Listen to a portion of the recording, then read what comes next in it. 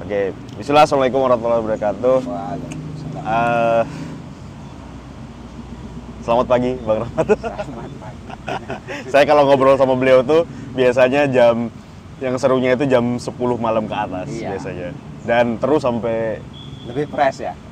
Gak tahu ya, lebih fresh ya kalau malam-malam tuh. Mungkin pengaruh kopinya juga kali Bang ya.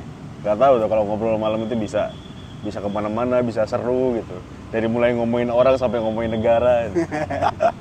Gibah. Gibahin negara. Oke, jadi ini serial diskusi di Payung University dan kita bakal ngobrol sama Bang Rahmat yang hari ini sudah banyak orang dengar kalau beliau juga ingin masuk ke dalam politik secara praktis ya, mencalonkan diri sebagai dewan di Kota Metro. Kalau yang di Metro mungkin sudah banyak dengar, dan saya rasa ini poin menarik ya, kalau misalnya gagasan baik itu harus menemukan manusianya, harus menemukan orangnya. Jadi kita akan gali perspektif beliau dari diskusi di pagi hari ini. Ini kebetulan latarnya, ini kita nyebutnya apa nih Bang? Mereka menyebutnya ini Tugu Metro ya. Tugu Metro ya. Dan kebetulan air mancurnya baru dihidupin ya, jadi ada suasana kricik gitu.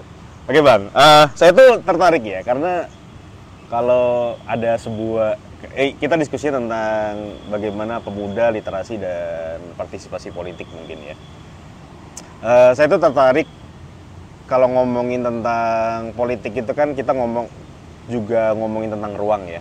Dan kalau dikaitkan dengan generasi muda, milenial, kemudian sampai Gen Z sekarang ya, Gen Z sekarang itu, maka ruang mereka itu kan adalah di sosial media ya. Yang menjadi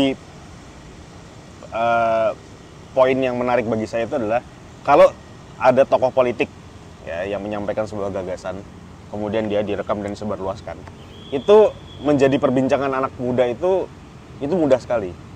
Entah itu lewat TikTok, entah YouTube, mereka jadi komen. Apakah Abang menilai ini sebagai peningkatan dari segi kualitas partisipasi anak muda di ranah politik itu sendiri, Bang? Bisa jadi. Karena mereka udah terlibat membincangkan negara ya, dalam arti luas. Jadi ada banyak hal yang memang harus terlibat. Karena menurut saya, kita ini dididik secara keliru. Jadi politik ini seolah-olah diasingkan dari perbincangan pasar ya. Jadi perbincangannya itu hanya seputar siapa mau nyalon, siapa mau dipilih, dan menjelang hari pemilu. Padahal sebenarnya bicara soal politik, bicara soal kebijakan. Apa yang terkait dengan mereka. Jadi anak muda ini kan juga punya masa depan. Karena dia dipisahkan, anak muda, kamu masih terlalu muda tuh ngomongin politik atau terlibat di politik. Makanya kita akhirnya mencari figur itu menjadi sangat susah kan. Seharusnya era 30-an udah ada muncul bibit-bibit anak muda menjadi pemimpin kan. Tapi karena seolah mereka teralienasi dari isu itu, ya akhirnya menjadi kendala kan. Umur 30 itu seolah-olah baru layak gitu. Mestinya kan dari sejak kecil ya. Soal literasi ini, karena saya mengalami itu ya, membiasakan anak membaca pada usia SMP SMA itu udah sangat telat. Dia akan kesusahan sekali. Jadi dari mana mulai? Dari kandungan sebenarnya. Makanya ada yang ada kalau dulu dalam cerita nenek moyang nenek kita ya. Kadang kan ada orang tuanya ngajak ngobrol tuh masih di perut kan. Lahir, mereka entah ngerti atau tidak, mereka diceritakan dongeng. Nah, itu harus dihidupkan kembali.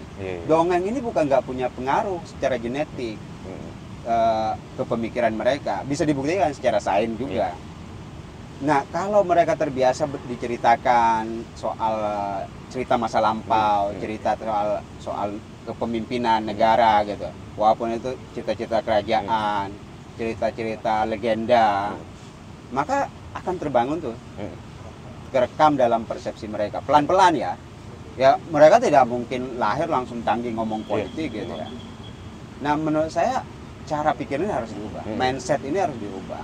Isu-isu politik dalam pengertian yang lebih luas itu sudah diakrabkan dengan anak-anak muda, didekatkan dengan anak muda. Sehingga umur 20 25 tahun, mereka dekat sebagai pemimpin politik di level mereka ya. Jadi ada beberapa orang yang ternyata itu udah jadi duta sejak SMP, duta anak gitu. Dia mereka bicara soal kepentingan anak. Dia menjelang jadi remaja bicara soal kepentingan remaja, soal cara bergaul yang benar, bersikap yang benar, membela hak kepentingan mereka secara benar. Jadi tersalurkan. Karena politik ini sebenarnya cakupannya luas, hampir tidak ada sisi kehidupan yang bisa dipisahkan dari politik. Ya, salah satu perbincangan anak muda di sosial media itu, ini bentuk partisipasinya itu kan. Contohnya kayak gini Bang, ada tokoh politik, ada figur politik, dia itu pidato agak panjang dikit, itu jadi omongan tuh Bang. Iya. Agak panjang dikit.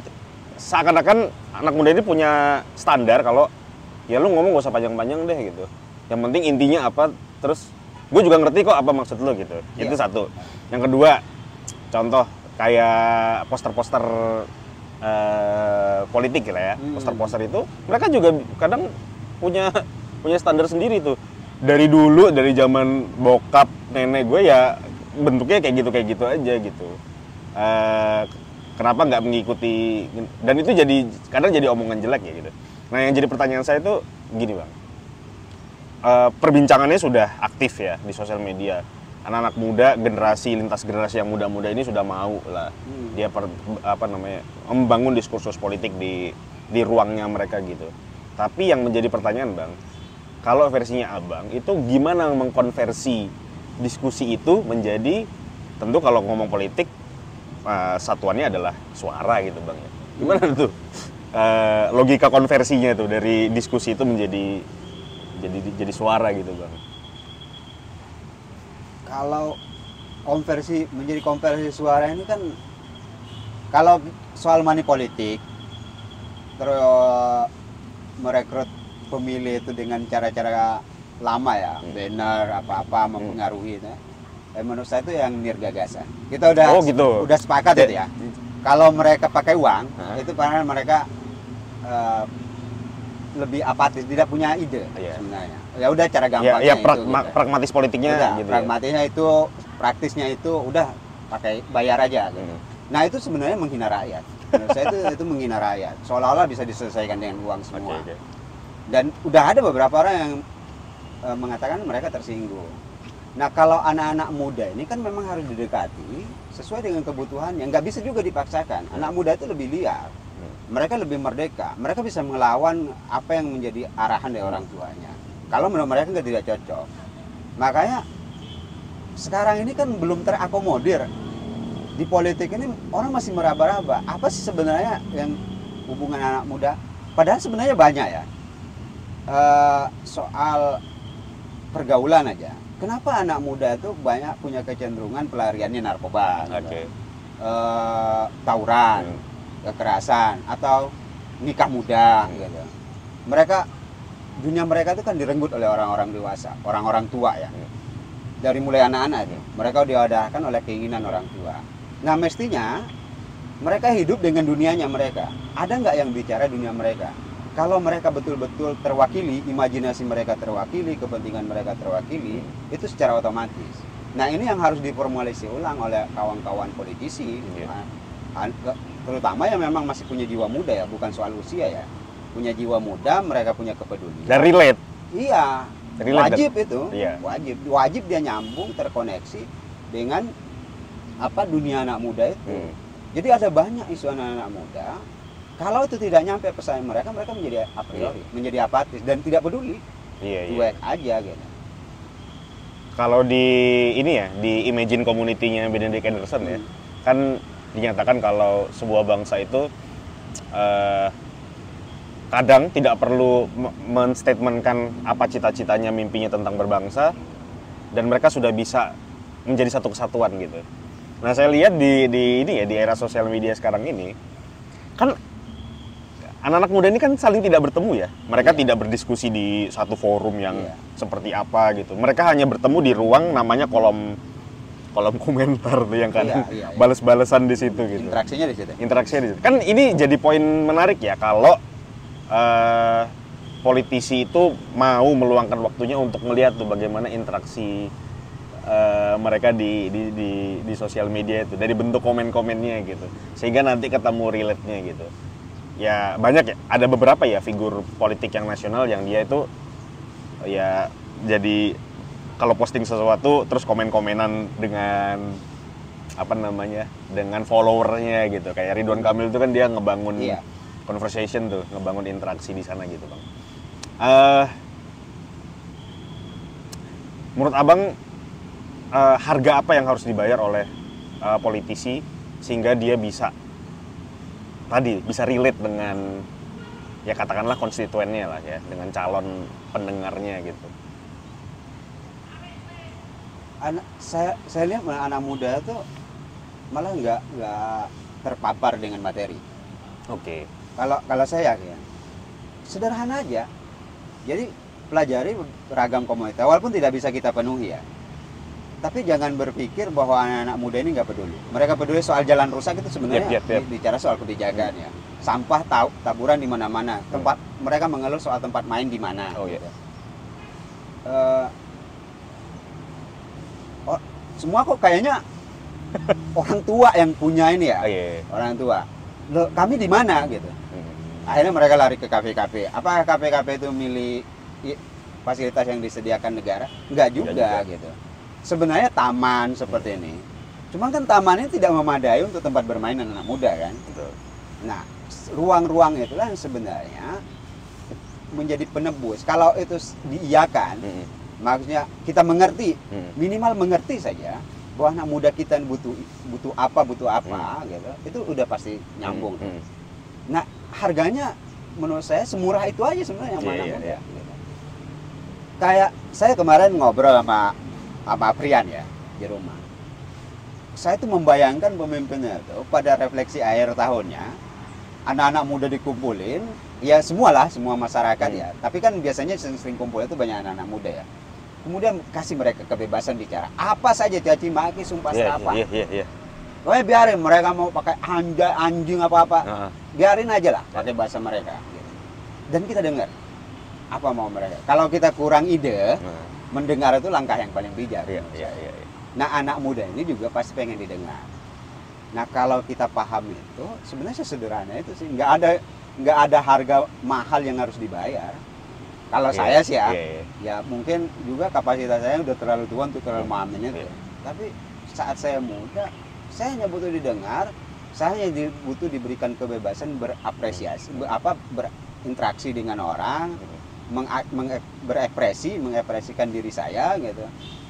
Jadi yang saya pahami, karena saya punya anak yang sekarang masih kuliah di semester awal gitu ya, dia tuh kesel kalau ditanyain hati-hati ini selalu diwanti-wanti ya, dinasihatin seolah-olah kita was-was dengan kehidupannya, nggak ada kepercayaan penuh ya, nggak ada kepercayaan penuh bahwa mereka ini bisa mandiri, bisa hidup dengan caranya sendiri.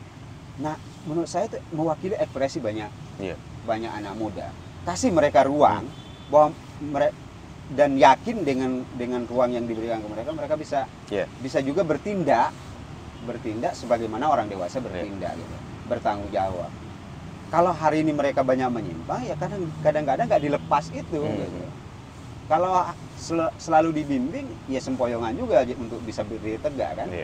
Ya kira-kira analoginya kayak gitu. Betul.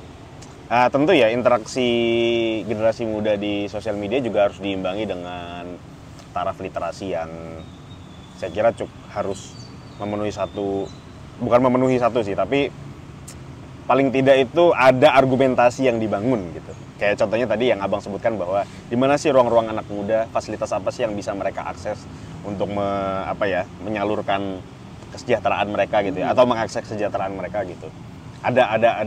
Ada literasi lah yang paling nggak harus jadi satu makanan gitu untuk membangun argumentasi. Kira-kira menurut perspektif abang dan melalui pembacaan abang terhadap apa yang terjadi dengan dunia anak muda sekarang, kira-kira argumentasi dasar apa yang paling nggak minimal mereka harus miliki sebagai bentuk cara mereka mengakses literasi yang lebih aktif gitu dalam konteks politik gitu bang? Kalau tiba-tiba mereka diajak ngobrolin politik secara praktis ya, Itu berat ya. itu berat. Dan nggak semua juga interest. Iya. Media sosial itu kan sebenarnya ruang publik. Yep. Tapi kebanyakan komentar di ruang publik bernama media sosial dibiarkan menguap. Maka pembacaan yang paling apa sebenarnya kemauan anak muda itu harus diidentifikasi. Nah, kemudian diwujudkan, dikonkretkan ya dalam bentuk kebijakan. Nah, sebenarnya kan kalau kita bicara negara, bicara pemerintah daerah ya, apa legislatif, eksekutif gitu, berapa gitu. Ya, nunggu dialokasikan anggaran ya dia menjadi berat. Nah, secara personal sebenarnya kita bisa melakukan hal-hal kecil lah dari kemampuan kita. Menemani mereka itu tanpa menyetir ya. Menggandeng mereka tanpa menggiring gitu ya. Tapi poinnya kan tetap ini Bang, mereka butuh argumentasi untuk bisa tadi ya, karena figur-figur politik mungkin masih didominasi orang yang lebih tua dari mereka gitu. Apa argumentasi dasarnya lah paling nggak mereka supaya bisa kena nih ketemu nih interaksinya gitu. Di politik itu kalau khusus lokal ya hampir tidak ditemukan memang figur. Kita harus menciptakan figur. Tapi mereka itu punya figur di level nasional kayak Gibran, oh ya oke. Emil Dardak. Walaupun sudah nggak masuk kategori milenial, ya Ridwan Kamil juga tetap jadi patokan anak muda. Nah, saya pikir mereka sedang mencari sosok. Jadi argumentasi mereka itu nggak senang sebenarnya, anak muda menurut saya nggak senang berdebat. Mereka senang ngotot ya. Kalau menurut mereka apa yang mereka yakini itu benar, mereka akan ngotot tuh. Tapi berdebat, membantah mereka, membangun diskursus gitu untuk meyakinkan mereka yang mereka tidak suka, itu juga tidak akan pernah berhasil. Iya. Jadi minimal yang harus dilakukan oleh para politisi, siapa aja sebenarnya, ya perhatiinlah apa yang jadi kebutuhan anak muda. Iya, betul. Saya tertarik dengan poin abang tadi. Kalau mendebat mereka dengan bentuk kritiknya mereka malah nggak ketemu tuh. Malah sekarang tuh anak muda tuh sukanya kalau lagi ngotot terus diplesetin gitu. Iya, nggak suka. Nggak suka. Diplesetin di. Atau Mas Ahyar sedang membangun personifikasi ya, satu sosok soal yang ideal ditiru gitu. Mau sekuat apapun membangun argumentasinya, mereka nggak yakin. Nggak juga. Betul.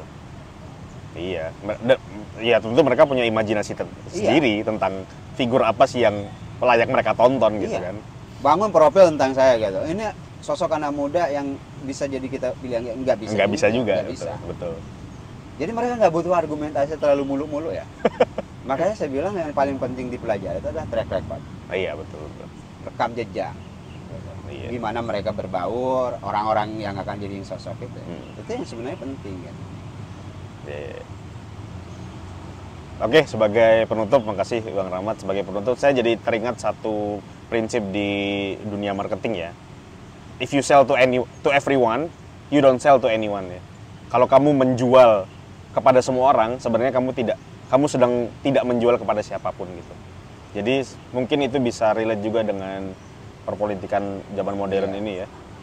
Hari ini gagasan kita tuh memang tidak bisa ketemu dengan semua orang gitu.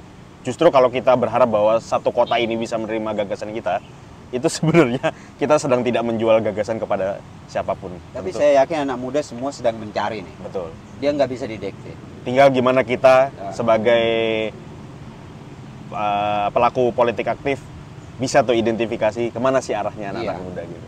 Oke, makasih teman-teman. Kita akan ketemu lagi di diskusi berikutnya. Stay tune di YouTube yang nggak terlalu terkenal ini. Salam payungi ya. Terima kasih.